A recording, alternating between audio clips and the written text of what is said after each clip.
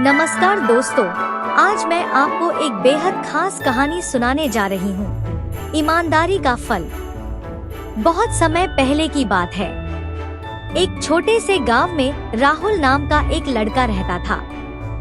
राहुल गरीब था, लेकिन दिल का बहुत नेक और ईमानदार। गांव वाले अक्सर कहते थे, राहुल के पास भले ही पैसे नहीं हैं, लेकिन उसके दिल में सोने से भी ज्यादा चमक है। एक दिन राहुल जंगल के रास्ते से गुजर रहा था।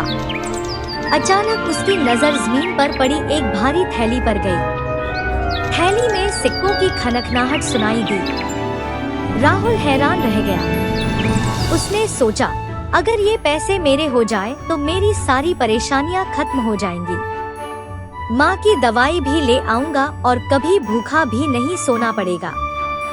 लेकिन अगले ही पल उसने खुद से कहा, नहीं, ये मेरा नहीं है। यह किसी और की मेहनत की कमाई है। मैं इसे लौटाऊंगा। गांव पहुंचकर राहुल ने सबको बताया कि उसे रास्ते में एक थैली मिली है। तभी दो अजनबी आए और दोनों ने दावा किया कि थैली उन्हीं की है। पहला आदमी बोला, यह मेरी है, जंगल में शिकार करते वक्त गिर गई थी।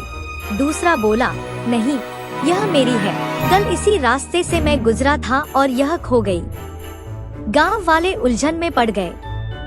राहुल ने थोड़ी देर सोचा और कहा, जिसकी भी यह थैली है, वह बता दे कि इसके अंदर क्या क्या है। पहला आदमी बोला, उसमें सिर्फ सोने के सिक्के हैं। दूसरा बोला, नहीं, उसमें मेरे पिता की पुरानी चांदी की अंगूठी भी है। राहुल ने थैली खोली। सचमुच सिक्कों के बीच एक पुरानी चांदी की अंगूठी भी रखी थी। सब हैरान रह गए। असली मालिक वही आदमी निकला और पहला आदमी भाग खड़ा हुआ।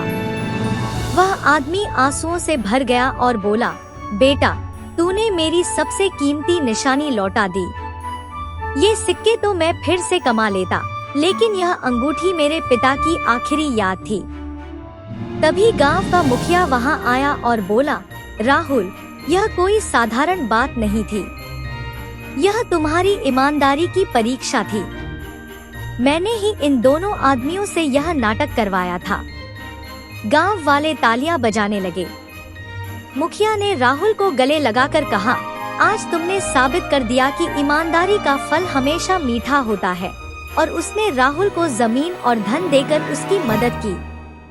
उस दिन से राहुल खुशहाल हो गया और पूरे गांव में उसकी ईमानदारी की मिसाल दी जाने लगी।